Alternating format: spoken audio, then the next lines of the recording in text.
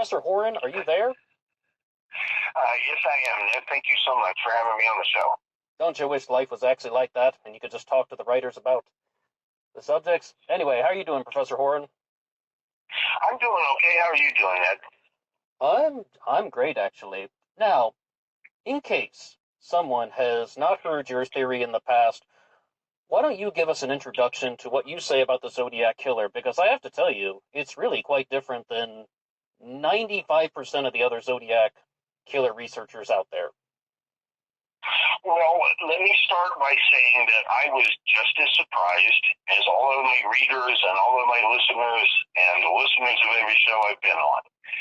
There's this book called Zodiac, and it was written by this guy named Robert Smith Jr., and he changed his name to Robert Graysmith. Now, that's strike one against any so-called investigative reporter. You're not supposed to use a pen name if you're an investigative reporter. But he wrote this book called Zodiac, and it's based on his access. Graysmith did get access to most of the original police department reports, autopsy reports, evidence analyses, ballistic reports, you name it. And he wrote this book about this so-called serial killer who supposedly wrote these letters to the newspapers calling himself the Zodiac. What I discovered, it was really by accident. I'm an English professor, and I was working on a completely different project. I was just sort of talking about the history of these letters to these newspapers, how they fit in. Right? They're letters to the editor. They're like the comment sections in old school newspapers. And I was doing a long scholarly article about that. And it just so happened that these original police department files, autopsy reports, all of this documentation became available to researchers. And I'm flipping through it, and I'm noticing that the information in the reports that Graysmith used to write his book contradicts almost everything he says in his book. And I kept digging into that, and it became obvious that, yes, Graysmith did have access to all those same reports, but he had lied about almost every important detail to create this book of his that turns out to be about 90% fiction. Okay, so can I ask, at what age did you first become interested in the Zodiac? Like, what really put you into the Zodiac mystery? I had previous experience as an insurance investigator and private investigator, a lot of fraud and some homicide. People don't realize this, but if somebody commits murder for the purposes of collecting insurance, well, that's also insurance fraud. So I got experience looking at some homicide cases or suspected homicide-suicide cases, and our lead investigator, it's what you see in the movies is true. The insurance companies hire the very best retired detectives, and we had one of the best in the business from New York City. And I learned a lot from him. So I had some experience reviewing police reports, reviewing cases. And a friend of mine he and his mom were really big into true crime books. And see, I wasn't too impressed with a lot of true crime books. Did you say you were not impressed with true crime books? Yeah, it's weird. I don't. Yeah, why is that? Right, I'm not. There's some really good ones. The Boston Strangler by Gerald Frank is really good, and it seemed like, so my buddy loaned me this, his name's Randy Hargis, and he loaned me his copy of this book, The Zodiac. And it seemed intriguing because most true crime books, the author relies on the trial transcripts, and then maybe they'll re-interview witnesses and things like that. So there's a lot of evidence that gets left out of true crime books and things like that. And I was just never a huge fan of the genre. He said, this one's really good. You got to read this one. And I was very impressed with it. And I read that back in, 1988, 1989, something like that. And which book is that again? Was that the Boston Strangler? The one called Zodiac, the title of Zodiac by Robert Grace. Oh, you were impressed by the book Zodiac to begin with? Yes, because he supposedly had gotten access to the actual case files, which is very rare. It's a little bit more common these days, but in those days, for an author to get access, usually books are like Anne Rule's books, they're usually based on the trial transcripts and public information, but that's only a part of the story. So it seemed intriguing, but there was always something, it seemed a little too good to be true. And it all comes down to these letters that somebody was writing to the San Francisco Chronicle. And of course, they included these cryptograms, right? These secret coded messages and things. And supposedly one of those letters, or a couple of those letters, contained actual physical evidence. These were pieces of bloody shirt from one of the victims. And I thought, that's right, the cab driver. And I thought it sounded a little too good to be true about this story, but I forgot about it. And then as an English professor, I was working on this other project because the full text of the letters and all this stuff was becoming available, and I was doing this history of vigilante journalism and things like that, and how the Zodiac killer letters and the impact of that book. And if you compare, and it's also funny, if you compare Graysmith's Zodiac to Gerald Frank's book, The Boston Strangler, you can see that Graysmith used that as his template to write his book. But there's a big difference. You go from the pathetic, compulsive psycho in The Boston Strangler and all those previous kind of Freudian serial killer narratives, and with Zodiac, it changes the character of the serial killer into one we're more familiar with today: cold, rational, sane, but ruthless. So I was doing an article about that, right? I was doing an article about that, and I had a question always in the back of my mind. In one of his letters, he said, I will state some facts that only I and the police know. And according to Graysmith, those facts stated in those letters were verified by these police reports. So therefore, the letters had to have come from the killer.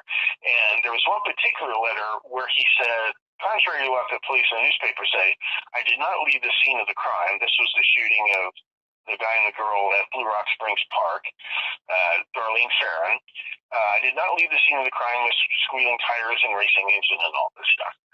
So when these police reports became available, a researcher named Mike Rodelli he spent a lot of money and years and months in court getting the FBI's copies of these reports because he had a theory, and then these become available. And I wanted to see, was there a police report that confirmed what he said? And it turns out that there was. There was a police report about a suspect who was detained. He was taken to police headquarters and questioned. He was caught by police leaving the scene of that crime slowly and quietly. And what was his name? Well, his name's Andy. I don't think there's any harm. It's Andy Nicolaus Jr. And I don't mind mentioning his name because it was obvious he couldn't possibly have been the killer. So the police let him go. But Graysmith didn't mention that in his book. Well, you said just now that there's no possibility that he was the killer. Right. Okay, right. Okay. He was ruled out as the killer. But the Zodiac claimed, but the guy writing the letters claimed to be that guy. But there was nothing reported in the news media about him being arrested, and he wasn't the killer. So how could the guy writing the letters possibly know that police could confirm that a potential suspect was known to have left the scene? Because the victims and the witnesses all agreed the shooter left the scene, his gun in his engine, he's spinning his tires and throwing gravel and squealing on the pavement. Mm-hmm. Everybody agreed on that. So how could the guy who wrote the letters know that if he wasn't the killer and he couldn't have read about it in the newspapers? And then I just kept digging and digging and digging, and there are lots of so-called facts in those letters and some of them are wrong, actually. So the letters could not have been written by the killer or killers. It's not even any evidence of a serial killer. The letters had to have been written by someone who had access to these police reports, but was not the killer. And when Graysmith lied about that in his book, he doesn't just lie about the facts in each case. He doesn't just lie about how the investigations progressed. He lies about the authenticity of the letters, and that means that he knew those letters were some kind of hoax when he published his book and didn't say anything. And to me, I was really surprised by that, because I had never seen anything like that in any other true crime book. Professor Horan, can I ask you though, like, how many other Zodiac researchers out there have been talking about this and are in 100% agreement with you? Would you say that the majority of people still think that the Zodiac killer was one person, or are people more leaning toward your theory? What would you say? As people, if they read my book, yes. It's called The Myth of the Zodiac Killer. When you see, I take Grace Smith's book, basically page by page, paragraph by paragraph, because every movie they've ever seen, every documentary you've ever seen, they're all based on Grace Smith's book.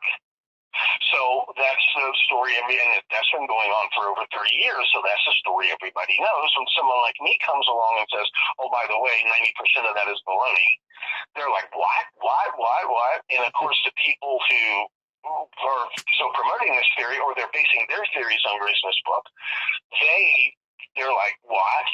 Because, and I understand that, but if you just do what I did and just take the actual police reports, the actual newspaper articles, the actual Zodiac letters, and just do what I did, and I show you how I did it in the book, right, you realize, right, and there's zero evidence that any two of these murders were linked at all. And there's a lot of evidence collected from each crime scene that Grace Smith never mentioned that tends to rule out a serial killer. Okay, then maybe this is a good time where that we can recap, because let's just be very clear. You say that real murders did happen in 1968 and 69, and when you say hoax, yes, these were real killings, right? But they were linked together fictitiously because of a series of letters and the phone calls that were made to the dispatchers.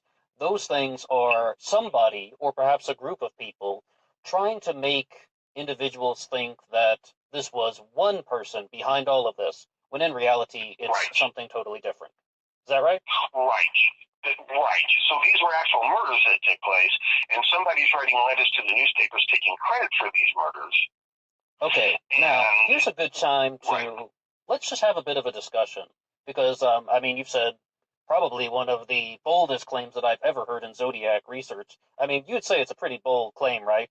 I mean, oh, absolutely. Right. Okay. So here's a challenge question that I would like to throw to you. Sure. What is so surprising that some guy whose last name was Smith wanted a pen name, and he changed his name to Robert Gray Smith? I mean, did he ever just think, well, I am writing this book, my last name's Smith, so if I put Robert Smith on the book, it's going to get mixed in with all the other Smiths, and no one's ever going to find it? And any possibility that he just changed his name because his last name was Smith, most common name in the English language? The biggest problem with that's okay if you're a novelist or a poet, right? But if you're going to call yourself an investigative journalist, your credibility instantly goes out the window when you do that. But Robert Smith Jr. was not a journalist, right? Right. Well, and then that's another set of lies that because he lies about his job at the Chronicle. Right.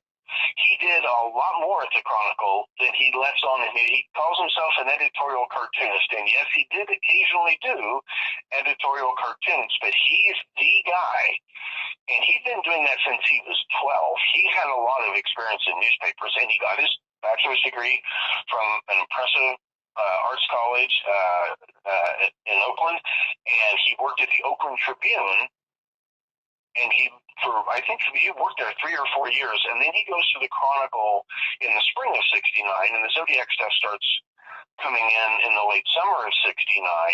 He did everything in what newspapers called the production department. In those days, nothing was digital, so all of the advertising, like the pages of coupons and pages of ads, those have to be put together and then photographed with a special camera so they can etch it into the printing plates.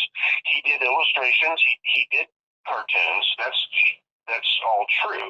But he did everything, and that includes That includes the comics page, where he would get the camera-ready copy from the syndication companies, and then he would photograph it at the newspaper, set up these pages to be printed in the newspaper. That was his full-time job, and he didn't want people to know that, because that means he's the guy who's handling these letters. He's the guy who is, right, he's got his fingers all over this stuff, and he lies about other people who work at the newspaper and what their jobs were, and then that turns out to be important. So Okay, though. So Thomas Horan, is this a fair claim that your book, The Great Zodiac Killer Hoax of 1986, is not so much about the story of the Zodiac Killer as it is debunking Robert Graysmith, like it's a debunking companion, and you say the myth of the Zodiac Killer is done in an even more precise fashion. Is that a fair thing to say? Well, it was 3 separate books. Right. For a couple of reasons, I put it out as 3 separate books. Now you can just go to Amazon. It's all one book, and that's called The Myth of the Zodiac Killer. So it has all 3 books in one volume. So it's got the scholarly book on the place of these letters in journalism history and how they affected the pop culture character of serial killer, and then it's got the section where I debunk Graysmith's book page by page, and then looking at these reports, looking at these evidence, these lab reports, ballistics reports, I show the reader what actually happened in each case and how the investigations actually progressed and what they really tell us. And okay, then. I was able to. If I may ask, though, like with that, do you really believe that prior to 1986, like that there was a different viewpoint about the Zodiac Killer, and that Robert Graysmith really altered the course of Zodiac Killer history? And if so, what would be that different viewpoint that people had? Well, he himself admits in the book, and then David Fincher, who's a great director, he made a movie out of the book. It's what we in English department we call a meta-narrative. It's the story of the story. Yes. The movie shows the story of how Graysmith wrote his book.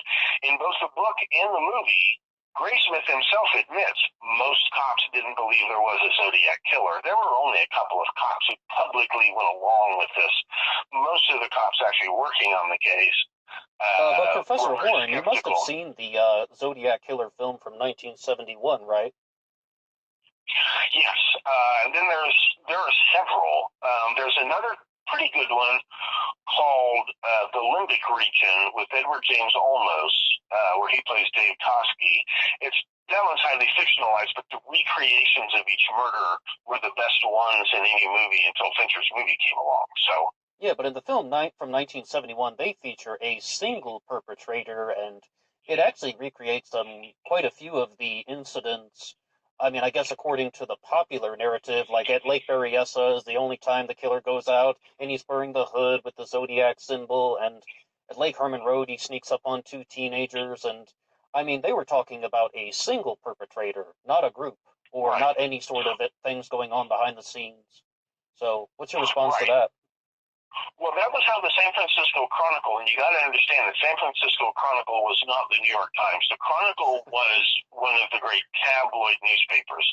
Beginning in the 70s, you get papers like the National Enquirer hiring away all these investigative reporters from these tabloid newspapers. The Chronicle was a tabloid newspaper, and they were in a daily war against San Francisco Police Department.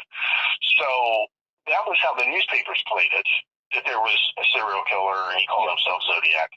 So it was reported in all of the newspapers in 68 and 69. Well, not 1968, but really 1969, once the Zodiac became known. I mean, the newspapers were putting it out that it was a single perpetrator, right? Right. And even though they did sometimes quote lead investigators saying, we don't believe it is, or we don't believe these letters are authentic. And the funny thing is, in real life, there are all these articles written by Paul Avery where he is debunking the Zodiac letters and saying there's something fishy about these letters. And then there's this reporter, Keith Power, who files this story, and again, it's a story Graysmith pretends he didn't read, even though it was in the Chronicle, and he lies about the reporters who were covering the story, but he supposedly uncovers this evidence that proves Avery wrong. Keith Power supposedly comes up with this piece of evidence that proves that the Zodiac letters are authentic, and he's taken off of the case. Now, can and you Paul talk a little Avery bit put more about on it. that? Because what really is the relationship between Keith Power and Robert Graysmith? Because you said Graysmith is behind the hoax, right? But Well, who's this guy? here's what's interesting. When I realized that the person writing the letters had to be someone who had access to these reports at certain times, had to be somebody who had access to these reports, couldn't be the killer. That was a fairly short list of suspects, because one of the lies Graysmith tells is there was no cooperation between these police departments. In fact, there was almost too much cooperation. The State Department of Justice was mindful of, we could have related crimes. So they had a procedure in place already where if one department had, especially if they had an unsolved murder, they were sharing crucial information, especially forensics reports, with neighboring police departments. And there would be one person in each department who was designated to receive and coordinate these reports. And so, in those days, reporters worked very closely with the police. I mean, they would type reports for cops, and then the cops would let them keep a carbon copy, or sometimes they're sitting, because reporters knew shorthand, the reporter's sitting there while a witness is giving a statement or a criminal is confessing. It's actually a reporter taking all this down, and then they're allowed to take a copy back and use that as material. And you can see this. Okay, but Professor Horan, I have a big question about that, because this guy, Keith Power, he is someone who is helping perpetrate the Zodiac Killer hoax, right? Maybe. He may have been used, right? Somebody might have been using him, and maybe he got mad and didn't write. I've tried to contact him and interview him, and he doesn't respond. But that's my biggest question. Why? Why would this guy, Keith Power, who is just a journalist at the Chronicle, go along with all this? Like, what's the motivation? I mean, wouldn't that, ruin his career or something? If they found out, hey, you're perpetrating a Zodiac Killer hoax or something, right? He was one of the most respected reporters. And so it's unclear. Was he yanked off the story, or did he say, I'm not covering the story anymore? And he's never talked about that. So, and then who takes over after him? Paul Avery. He goes from debunking Zodiac letters to becoming Zodiac's publicist. I mean, Avery is friends with Melvin Belly, and so he sets Belly up to offer to be Zodiac's lawyer, and then he turns around and throws Zodiac under the bus. I mean, when you look at the whole story as it happened at that time, it's not the story you read about in Graysmith's book. Because once again, do you have any idea what would be the motivation for somebody like Paul Avery to have such a big reversal? I remember reading that in your book, and I'm like, well, why the change of heart, Paul, Even in a business, even at the Chronicle, he was known as Unsavory Avery. He was just a headline grabber. And he stabbed a lot of people in the back. He debunked another reporter. One publishing company owned both the San Francisco Chronicle and San Francisco Examiner. And there was an Examiner reporter who was filing fake news stories. He was supposedly going along with Nixon on his trip to China, but he never left town, and he's sitting at home and filing these fake stories, and Paul Avery exposed him for that. He's always trying to get people's jobs. He was always trying to get but that was a real piece of investigative journalism. Paul Avery was right in that case. That was true. Right, but he didn't make any friends doing that, and so sure. Right, and so he was one of the most sensational, and he sort of had a full-time job at the Chronicle, and he was always trying to get a job at the LA Times, and he was and people don't understand, when a reporter gets a byline, that's not a pat on the head. That's the editor of the newspaper saying, we don't really take responsibility for this story. This is this guy's story. If you're going to sue somebody, sue the guy with the byline. And so he wasn't really a star reporter there. He was kept trying to get these jobs by writing these sensationalist stories. So the most obvious suspect for creating this hoax would be Robert Graysmith himself. I didn't find any hard evidence where I could prove that. But now wait a second, Professor Horan, because as soon as we're talking about this now, some people are going to be thinking on the internet, No, it was Arthur Lee Allen. Still to this day, right? Well, even people like Tom Voight and Michael Butterfield had debunked Graysmith's frame around Arthur Lee Allen. But I have to say, Right, though, when we put out Zodiac Killer uploads on this channel, I used to say I got 4 types of comments. Number 1, they say that it was Ross Sullivan. Number 2, they say that it was somebody like that is completely unknown. Number 3, they say it's the Zodiac Killer hoax, or Lawrence Kane is another one that comes up. And of course, Arthur Lee Allen. I get them all the time. People are saying, hey, this guy was Arthur Lee Allen, has to be him, end of story. What is your biggest message to somebody who thinks that Arthur Lee Allen was the Zodiac Killer? There are a couple of, whether it's Allen or Sullivan or any of those guys, yes. People are looking for suspects who fit the profile of the killer that you see in Graysmith's book. What they don't understand is Graysmith's book is mostly fiction. So if you find a real-life person who fits that profile, you're finding somebody who fits a fictional character. You're not finding the person who, the prime suspects in these actual murders. And there were very good suspects in each of these murders that Graysmith pretends didn't exist. Well, based on some of the things we've already said, it's not only Graysmith's book, then. It's also some of the falsehoods that were spread by the Chronicle in the 1960s, right? Right. And because they were the ones profiting the most from the story. I mean, they had an exclusive because he only wrote one letter to the Vallejo Times-Herald, and see, what Graysmith didn't tell anybody was the Vallejo Times-Herald filed a complaint with the FBI that this unknown letter writer accusing them of extortion, because he's saying, if you don't publish my stuff on your front page, I'll kill some people. The Chronicle did not file any such complaint. And the Examiner didn't file a complaint because it's owned by the same publishing company, but everything was sent to the Chronicle from that time forward. So the Chronicle kind of gets this free publicity on a story that runs exclusively on the front page of the Chronicle from then on. Okay, then, but if we're going to be looking at that, like, what was the common perception among the general public in 1969? Did people think that, hey, this is just a bunch of newspaper articles, or did they think that there was a genuine Zodiac killer that would murder them at lovers' lanes? There were actual murders going on. Yes. There's no doubt about it. And it was a wave of murders that hit Vallejo, and that had a lot to do with this explosion in the methamphetamine trade. Hell's Angels spreading methamphetamine all over the Bay Area, and so there were, like, Darlene Ferrin was the 10th murder victim in the previous 9 months, I think, and apparently all related to methamphetamine.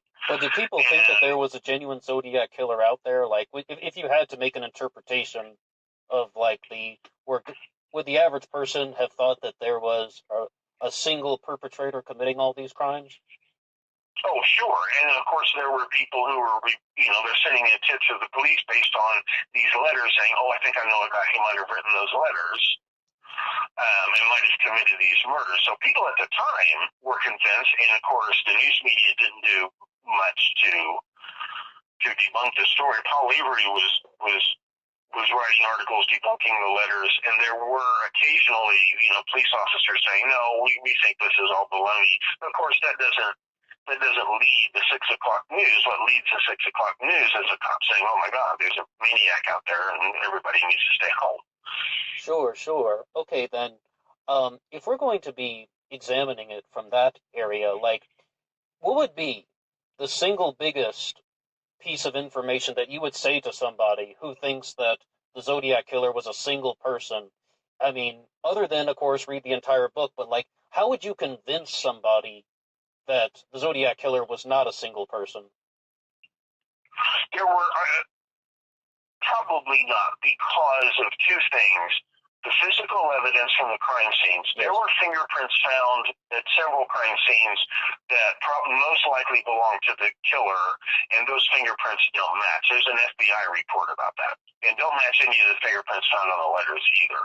So there are fingerprints that rule out a connection, or at least as far as ruling out a single suspect. There's also ballistics evidence. Oh, obviously he used a completely different weapon in every murder. That doesn't prove it's not the same person, but it fails to prove that it is the same person. And then you really have different MOs. If you look at the full details of each crime, the MOs actually vary quite a bit. Sure.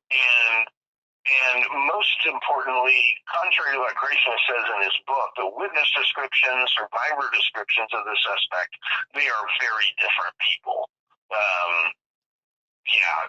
Those are the main things. Fingerprints, witness descriptions, and of course the MO changes drastically from one crime to the next. Okay, then let's start at the beginning. Let's talk about Lake Herman Road, December 20th, 1968.